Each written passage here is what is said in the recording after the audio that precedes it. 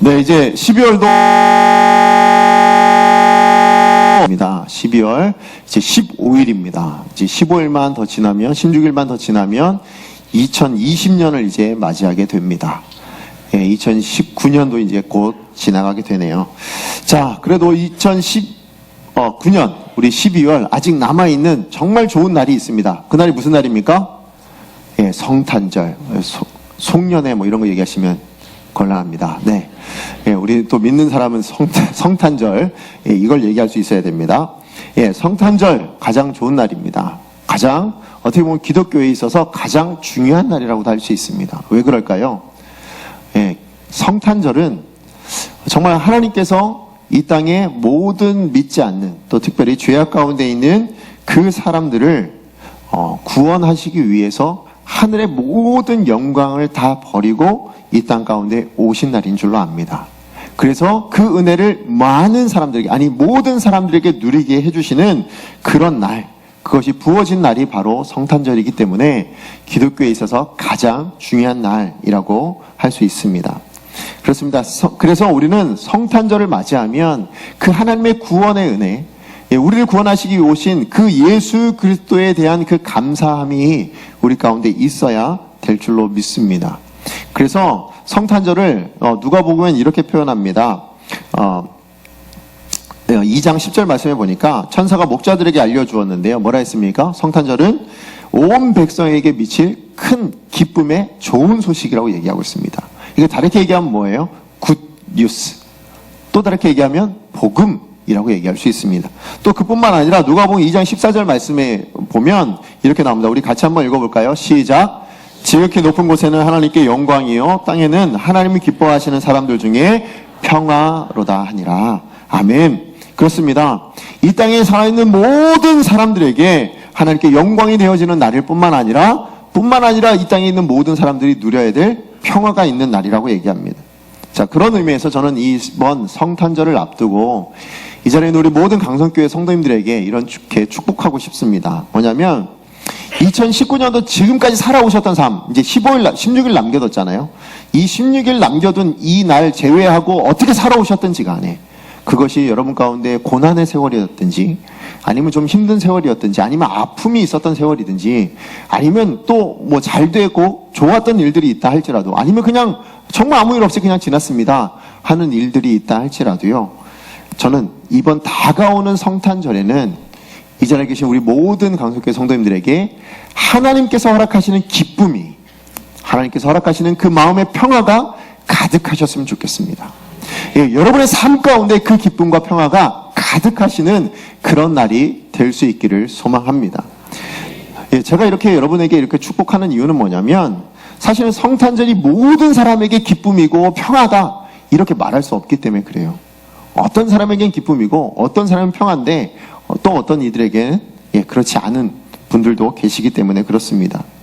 자, 오늘 본문을 통해서도 알 수 있듯이요. 2000년 전에 2019년 전에라고 얘기할 수도 있겠죠.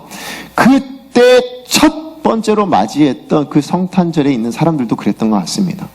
어떤 이에게는 기쁨이 되는 날이었는데 어떤 이에게는 또 다른 의미로 다가왔던 그런 날들이었던 것 같습니다. 그래서 오늘 본문에 저는 그 성탄절을 맞이한 사람들을 네 부류로 좀 나눠봤는데 그게 첫 번째가 누구냐면 바로 헤롯 왕입니다. 그리고 온 예루살렘입니다.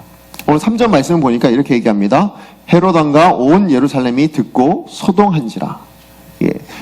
헤롯 왕과 온 예루살렘이 듣고 소동했다고 얘기를 하고 있습니다. 이게 무슨 얘기냐면 자, 동방박사들이 이제 저 먼 이방 나라에서 동방박사들이 별을 보고 유대인의 왕이 났다라는 것을 발견하고는 오게 됩니다. 그 별이 인도하는 것을 따라 오게 되었습니다. 오는데 갑자기 어떤 일이 생겼냐면 별이 갑자기 안 보인 거예요. 그러니까 어떻게 됩니까? 이들이 예루살렘으로 찾아가서 왕궁을 찾아갑니다. 왜요? 유대인의 왕이 태어났으니까. 그래서 왕궁을 찾아갔는데 찾아가서 물어봅니다. 유대인의 왕이 어디 계십니까? 지금 태어났다고는 건 알겠는데 어디 있습니까? 이렇게 물어요. 그랬더니 이 헤롯과 뭐예요? 헤롯이 듣고는 온 그 예루살렘이 듣고는 소동이 난 왕이 났다고? 유대인의 왕? 그런데 이 유대인의 왕이 지금 이 온 예루살렘과 그 헤롯에게는 어떤 의미로 다가왔느냐예요. 어떤 의미로 다가왔냐면 당시에는 유대인의 왕이 그냥 어떤 왕, 그래서 헤로데 아들이 태어났다 이게 아니고요. 유대인의 왕이라는 의미는 그 이스라엘 안에서는 메시아였습니다. 그 의미가. 그래서 오늘 우리가 안 읽었지만 읽어본 본문 안에 뭐가 있냐면 묻잖아요. 이제 대제사장과 서기관을 데리고 옵니다. 데리고 와서 묻습니다. 그 소동이 일어나서 어디서 태어났냐라고 이렇게 물었을 때 뭐라고 묻죠?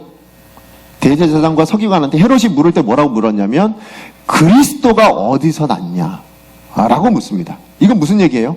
헤롯과 그 사람들이 다 그 유대에 있는 사람들은 알았다는 거예요. 어떤 의미인지? 그 유대의 왕이라는 의미는 그리스도. 우리가 그렇게 기다렸던 그 유대인들이 기다렸던 메시아가 난 거구나라는 이야기를 알았다라는 겁니다. 자, 그래서 그런 소동들이 일어나게 된 겁니다. 어마어마한 소동들이 일어났는데, 근데 그 소동한지라라고 얘기하는 그 소동한지라라는 이 말에 헬라어는 타라소라는 뜻이에요. 말입니다. 타라소. 그러니까 원어가 그런 말이거든요. 근데 그 의미가 뭐냐면 첫 번째는 흥분하다예요. 흥분하다. 그러니까 흥분하다. 그 다음 두 번째는 뭐냐면 휘젓다는 얘기예요. 휘젓다. 그러니까 어떤 물이나 뭐 이런 거 막 휘저어가지고요. 막 이렇게 소용돌이처럼 만들어가지고 이런 거 있잖아요. 그거 휘젓다. 그 다음 세 번째가 뭐냐면 두렵다. 두려워하게 하다. 이런 의미가 있습니다. 그러니까 지금 이 온 그 예루살렘이 소동쳤다는 얘기는 뭐예요? 소동했다는 얘기는 뭐예요? 결국 막 그 흥분해가지고 막 요동이 일어나고 있는, 그러니까 온 시내가 막 요동하고 있는 그런 모습이었습니다. 자, 그런데 거기가 끝입니다. 그러니까 그 이후로 여러분 말씀 읽어보셔서 아시겠지만 예루살렘이 어떤 제스처를 취하던가요? 어떤 제스처가 나오던가요? 그냥 소동한지라로 끝나버립니다. 예, 그냥 3절 말씀에 소동한지라 그걸로 끝입니다. 예루살렘에 아무것도 한 게 없습니다. 제가 이걸 보면서 어떤 느낌이 들었냐면 바로 오늘 이 시대의 우리 사회의 모습이 그렇지 않을까라는 생각을 했습니다. 온 예루살렘과 같이 성탄절, 예수님이 오신 날, 예, 맞습니다. 그러나 우리 사회에는 성탄절이 예수님이 오신 날로서의 의미가 있는 날이 아니라 그냥 뭐예요? 소동하기 좋은 날, 그냥 요동치기 좋은 날, 그냥 뭔가 흥분하기 좋은 날로, 그냥 그 날로만 여기고 있는 것을 보게 되었습니다. 제가 그래서 어떻게 했냐면 성탄절 이걸 가지고요 인터넷 검색창에 한번 쳐봤어요. 성탄절 치고 그 다음 뭘 눌렀냐면 그냥 뭐 블로그나 이게 아니고요, 제가 뉴스란을 눌렀습니다. 뉴스란을 눌렀는데 뉴스란에 나온 내용들이 다 뭐였냐면 제일 많이 나온 거, 빈도수로 제가 찾아본 것 중에 제일 많이 나온 게 뭐였냐면 게임 업체에서 그 이벤트 한 거예요. 예, 게임 업체 이벤트로 뭐 이런 아이템 뭐 이런 거 뭐 줍니다 뭐 이런 거, 그런 거가 나왔고요. 두 번째가 뭐였냐면 유통업체 있잖아, 뭐 백화점이든지 아니면 뭐 이렇게 뭐 마트든지 이런 데서 세일, 크리스마스 시즌을 맞아요, 세일을 뭐 합니다, 쌉니다, 와서 사세요, 뭐 이런 거, 뭐 그런 거 다 뉴스로 나왔고요. 그 다음에 연예계는 뭐예요? 공연. 자, 가족과 함께 따뜻한 연말을 맞이하시기 위해서 공연이 있습니다. 무슨 공연이 있습니다. 무슨 공연이 있습니다. 무슨 노래 있습니다. 무슨 연극이 있습니다. 이런 걸로 뉴스가 도배가 돼 있어요. 게다가 심지어는 지자체에서도 행사가 있습니다. 뭐 여기서 이 장소에서 이런 행사가 있고요, 저 장소에 이런 행사가 있고요. 이게 다 뉴스 내용이 다 그거예요. 예수님과 전혀 상관없습니다.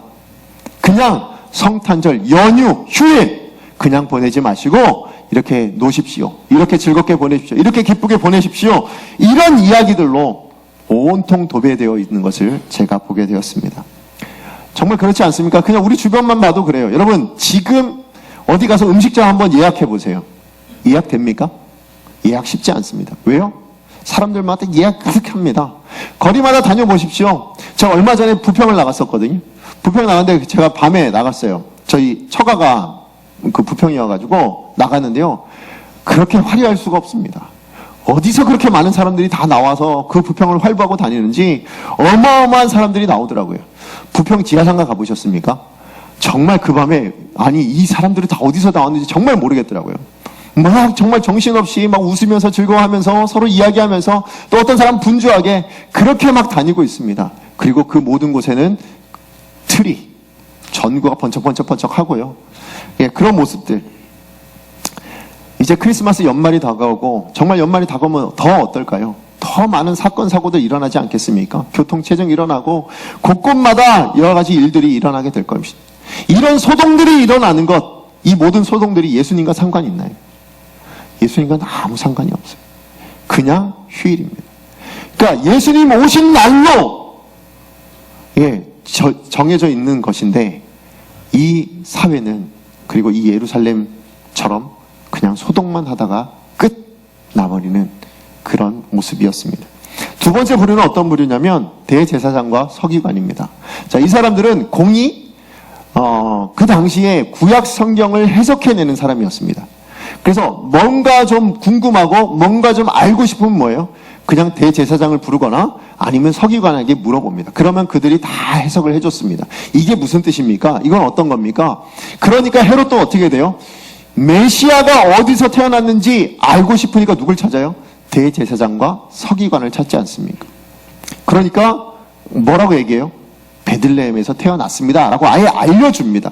자, 이 정도 사람이면, 자, 이 정도 알고 있고, 이 정도 지식을 가지고 있고, 또 하나님을 누구보다도 열심으로 섬긴다고 이야기하고, 그 하나님 말씀을 누구보다도 열심히 공부했고, 배웠고, 연구했다고 하는 이 사람들이라면, 그렇다면 이 크리스마스를 첫 맞이한 이때, 또 동방박사, 이방인 이 사람들이 와서 유대인 왕이 어디서 태어났습니까? 라고 태어난 것에 대한 이야기를 들었다면, 그럼 뭐 해야 되는 거예요?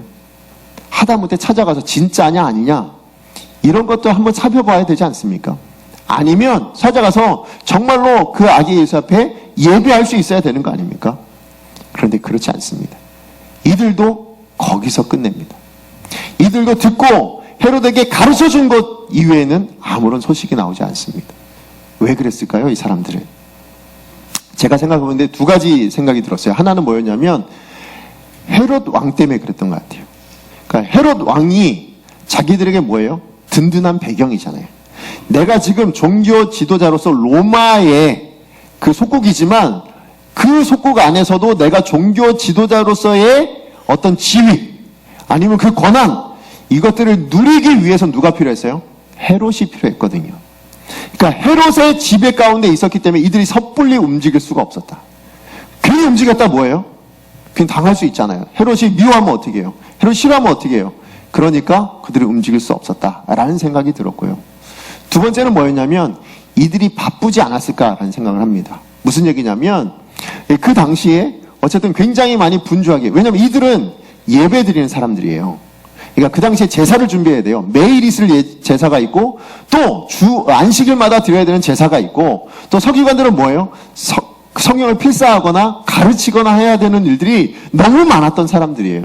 그러니까 거기까지 확실하지도 않은데 긴가민가인데 그것도 이방인이 와서 얘기하는 건데 에이 굳이 뭐 확인할 필요가 있나?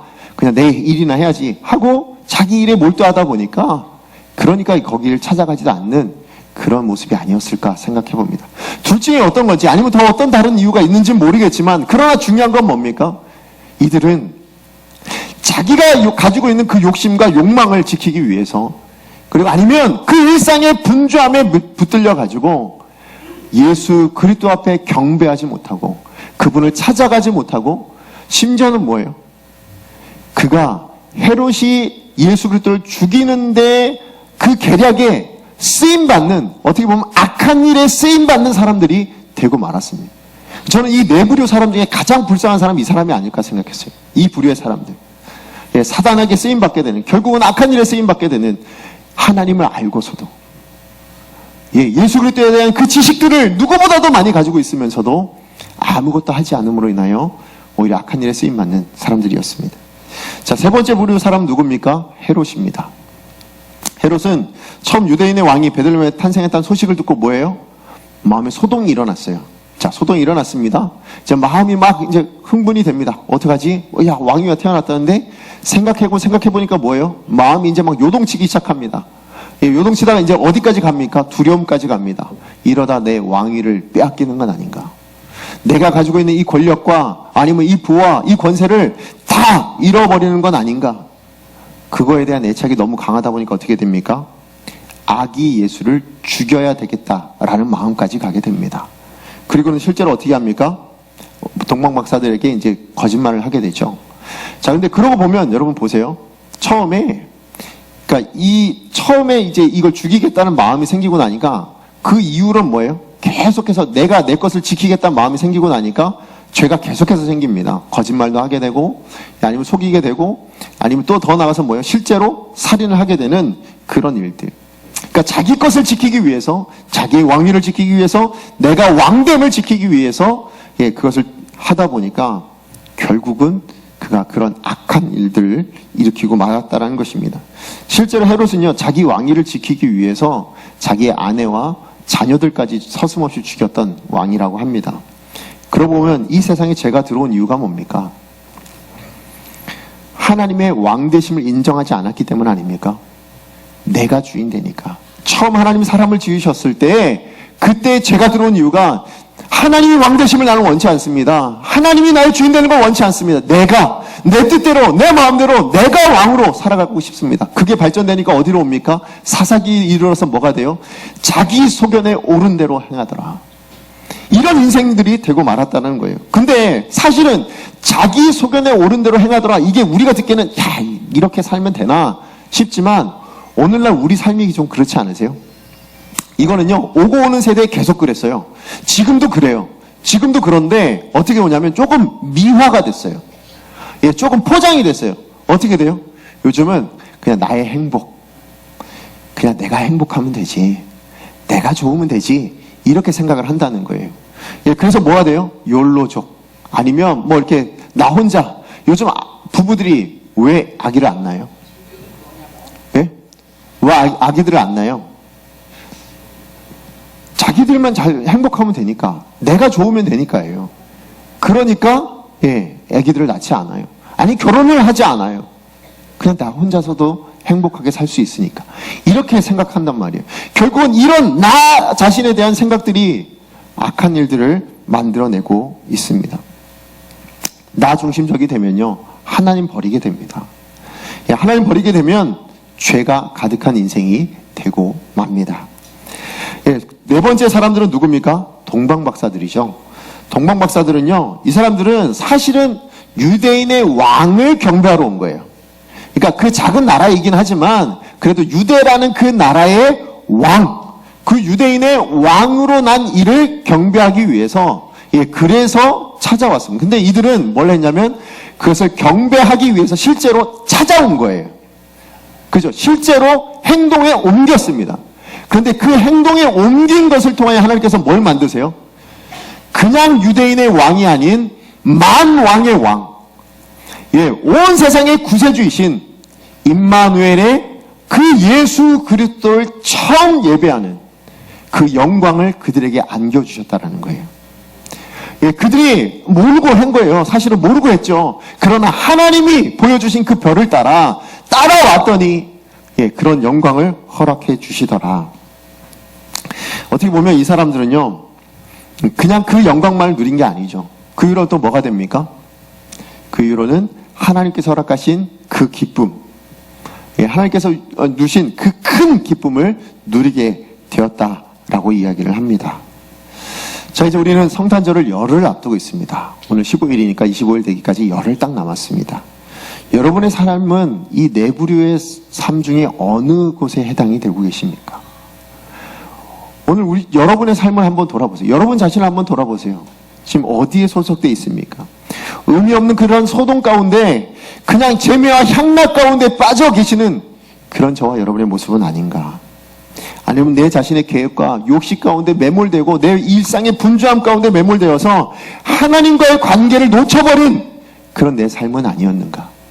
아니면 내가 내 삶의 주인이어서 내 뜻대로 내 마음대로 살다가 하나님으로부터 하나님 앞에서가 하나님과 또 모든 사람들 앞에 죄를 범하게 되는 그런 악한 일들을 하고 있지는 않았는가?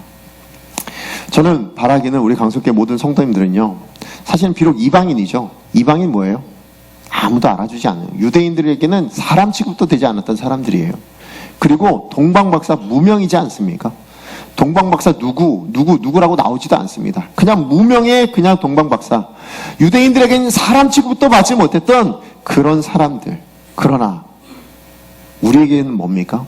결코 무명일 수 없는, 결코 그들을 잊어버릴 수 없는, 뿐만 아니라 유대인보다 더 믿음의 사람인 것 같은 그 사람들의 모습들, 그걸 발견하게 됩니다.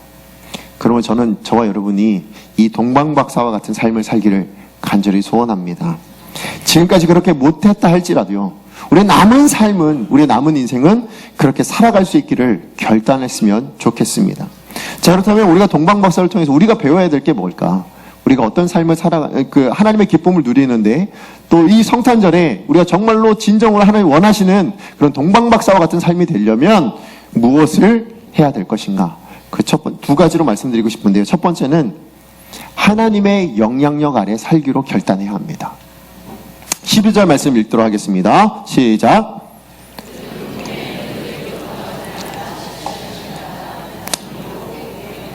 아멘. 자, 오늘 본문에 제가 4가지 부류로 사람을 나눴습니다. 그죠? 4가지 부류로 사람을 나눴어요. 자, 이 4부류를 둘로 나눈다면 어떻게 나눌 수 있을까요? 둘로 나눈다면. 저는 헤롯의 지배를 받고 있던 3부류의 사람들. 헤롯, 예루살렘에 있는 사람들, 그 다음에 대제사장과 서기관들, 그리고 나머지 한 부류는 뭡니까? 하나님의 인도하심, 하나님의 지배를 받고 있었던, 하나님께 영향력을 받고 있었던 사람들로, 이 둘로 구분할 수 있다라고 생각이 됩니다. 그래서 하나님의 영향력 아래 있던 이 동방박사들은요, 하나님의 인도하심을 받게 됩니다. 하나님의 인도하심을 누리게 되어서 어디까지 옵니까? 예루살렘까지 오게 되고, 거기서 베들레헴까지 가게 되고, 그리고 그들이 목적했던 바, 뭘 이루게 됩니까? 경배를 드리겠다는 그 목적도 이루어내는 것을 누가요? 하나님께서 허락해 주시더라. 뿐만 아니라 뭘 더 주셨습니까? 기쁨의 삶, 감격의 삶, 그 하나님의 허락하신 평화를 누리게 하셨더라. 누가 지배하시니까? 하나님이 지배하신 그 영향력 아래 있었더니, 하나님의 인도하심을 따랐더니 그런 은혜가 있었더라 라고 말씀하고 있습니다. 반면에 하나님의 지배가 아닌 헤롯의 지배, 그곳에 있었던 사람들은 다 뭡니까? 악한 일들 가운데 나아가는 그런 모습들을 보게 됩니다. 자, 그렇다면 헤롯 왕의 영향력, 이 특징을 한마디로 얘기하면 뭐라고 얘기할 수 있을까요? 저는 내 자신이라고 얘기하기도 하겠지만, 저는 그것보다 먼저 우선되는 게 있다고 생각합니다. 헤롯의 영향력의 특징은 뭐냐면 하나님의 부재입니다. 하나님이 없기 때문에 일어난 일이라는 거예요. 그 마음 가운데 하나님을 안다고 얘기하기도 하고, 하나님 공부하기도 했다고 얘기하고, 온 유대 사람들이니까 당연히 다 그러지 않을까요? 심지어 메시아를 기대하기까지 했습니다. 하나님 앞에 매일, 아니면 매주마다 제사도 드리기도 했습니다. 그런데 그들 마음 가운데 뭐가 없어요? 하나님이 없었습니다. 어떻게 알 수 있습니까? 그 마음의 주인이 누구였냐는 거예요. 누구였습니까? 나 자신이더라는 거예요. 하나님이 없으니까 내가 주인이 되고, 하나님이 없으니까 세상이 주인이 되고, 하나님이 없으니까 돈이 주인이 되어지는 이런 일들이 일어나고 있다라는 거예요. 그러니까 당연히 일어나는 일들이 있죠. 뭡니까? 헤롯이 아기를 죽이게 되는, 정말 상상도 할 수 없는 그런 사륙을 일으키는 모습들을 보게 됩니다. 정말 자기를 위해서라면 타인의 아픔 아랑곳하지 않습니다. 백성들의 눈에 피눈물을 흘려내는 이런 일들이 헤롯은 자행하게 됩니다. 그럴 수밖에 없어요. 왜냐하면 로마서 1장 28절에서 32절 말씀을 보시면 압니다. 우리 다 같이 한번 읽어봤으면 좋겠습니다. 로마서 1장 28절에서 32절입니다. 함께 읽겠습니다. 시작.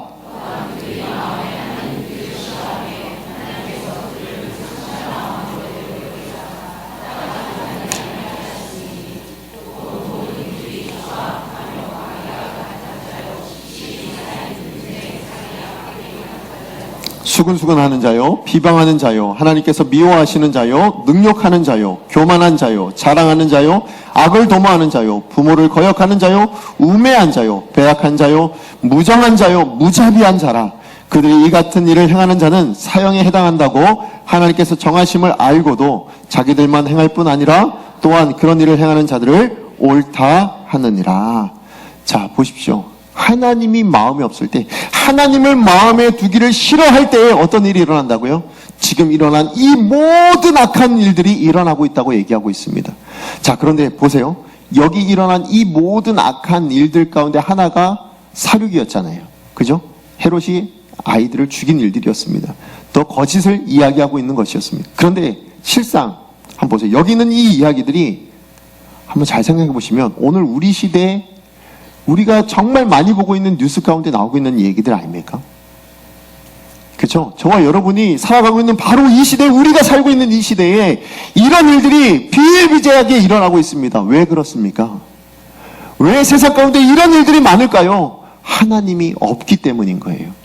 하나님이 그 마음에 없으니까, 하나님이 주인 되지 않으니까, 그러니까 이런 악한 일들이 당연히 일어날 수밖에 없더라라는 것입니다.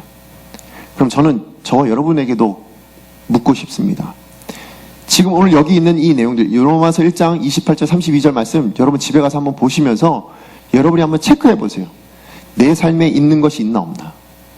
여러분 삶 안에, 여러분 마음 안에 어떻게 보면 이렇게 일어나고 있는 것들이 있는가 없는가 한번 살펴보십시오. 만약에 있다면 뭔 거예요? 하나님이 그 마음에 두기를 싫어하고 있는 것이 여러분 가운데 있다라는 거예요. 여러분 정말 하나님이 싫어하시는 일들을, 하나님 원치 않으시는 것들을 여러분 행하고 계시다면 그것은 하나님이 여러분 마음의 주인이 아니라 여러분이 여러분 마음 주인이거나 아니면 다른 어떤 것, 심지어는 사단이 여러분 마음을 주관하고 있기 때문에 그런 일들이 일어날 수 있게 된다라는 것입니다. 그러므로 정말 저와 여러분 2019년 이제 성탄절을 앞두고 우리는 이것을 좀 돌아볼 수 있었으면 좋겠습니다.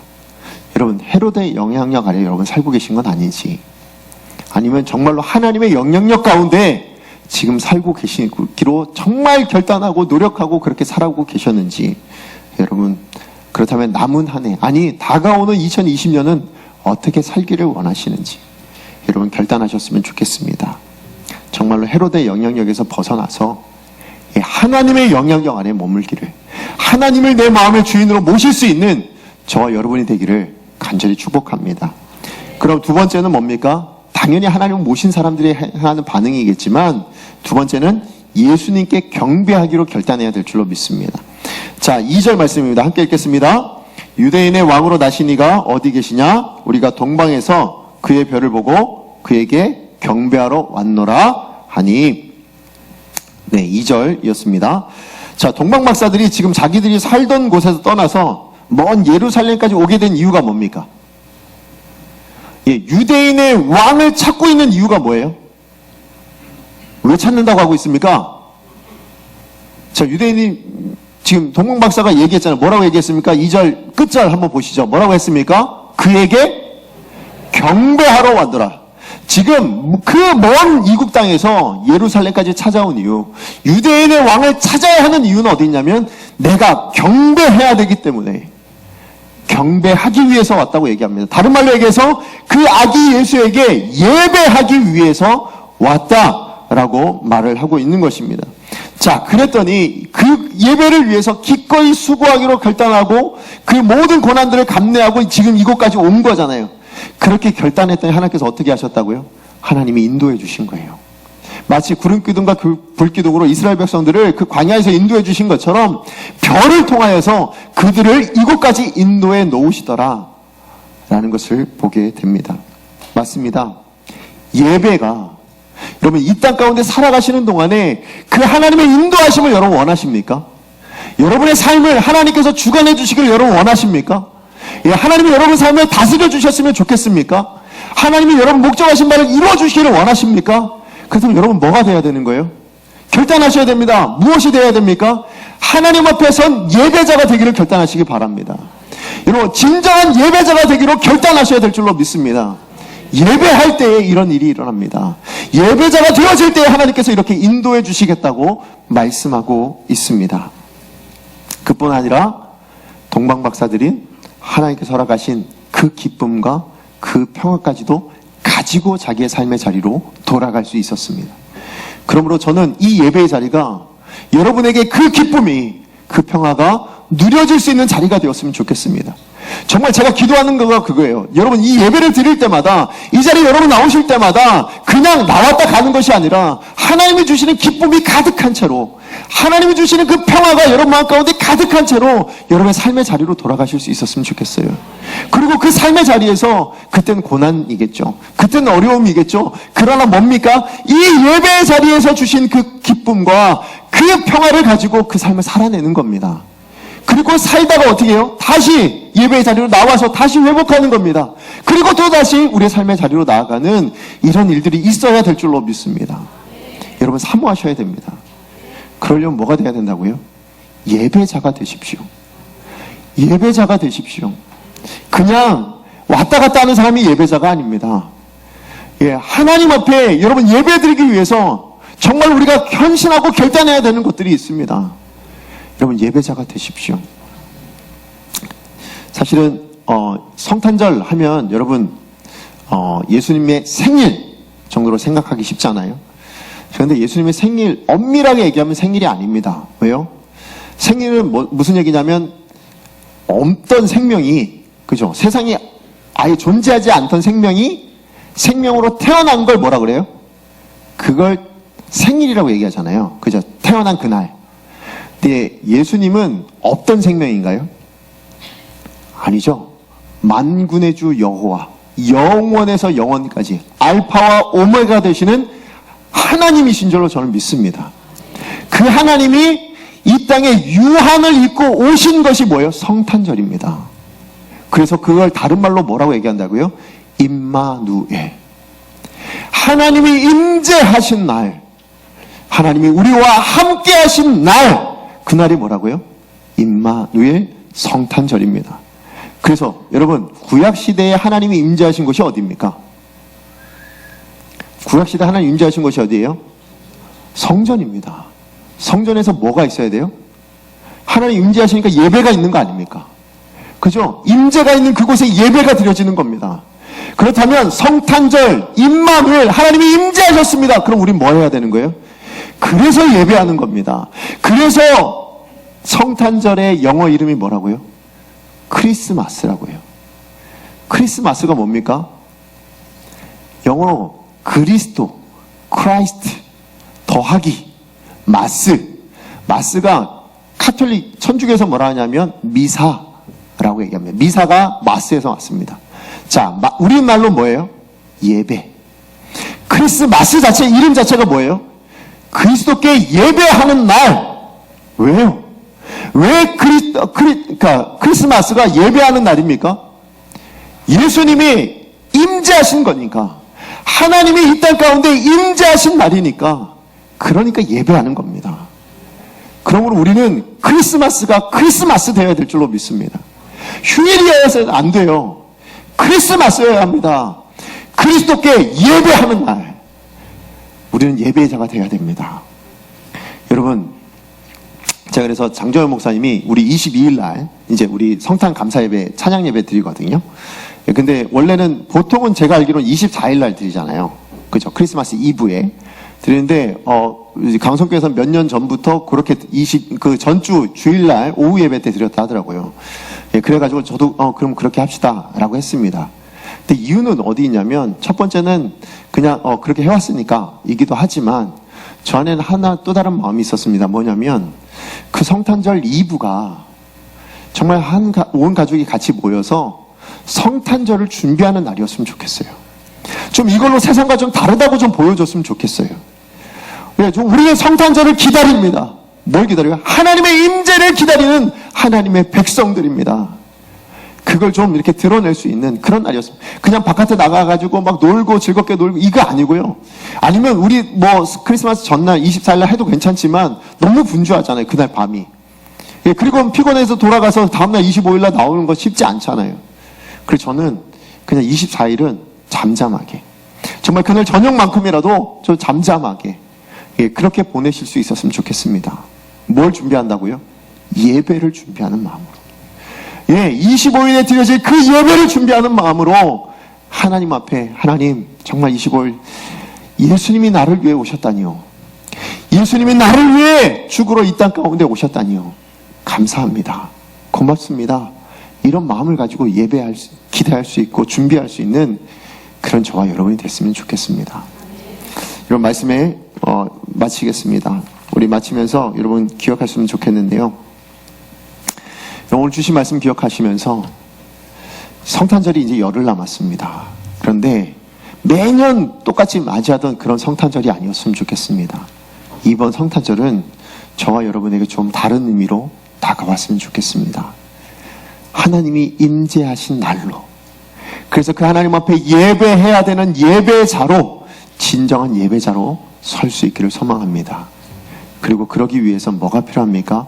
우리 주어진 이 열흘 동안은 주님이 여러분의 주인 되심을 좀 선포하고, 주님이 여러분 마음 가운데 왕이심을 선포하고, 여러분의 삶의 자리에서 그렇게 살아가실 수 있었으면 좋겠습니다.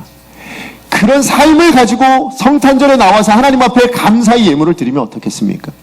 동방박사들이 자기가 가지고 있는 가장 귀한 것으로 그렇게 예물을 드렸던 것처럼, 저와 여러분은 우리의 삶이라는 가장 귀한 것으로 하나님 앞에 예배를 드릴 수 있었으면 좋겠습니다. 그것을 위해서 기억해 주세요. 오늘 두 가지. 하나는 뭐예요? 하나님의 영향력. 하나님이 내 마음의 주인 되도록 여러분의 마음을 내어드렸으면 좋겠습니다. 그리고 두 번째는, 그래서 예배자가 되어 주십시오. 예배, 성탄절이 예배가 있는 날, 하나님 앞에 예배하는 사람으로 세워져서 세상과 다름을 보여줄 수 있는 저와 여러분 되시기를 간절히 축복합니다. 우리 시간에 같이 기도하겠습니다.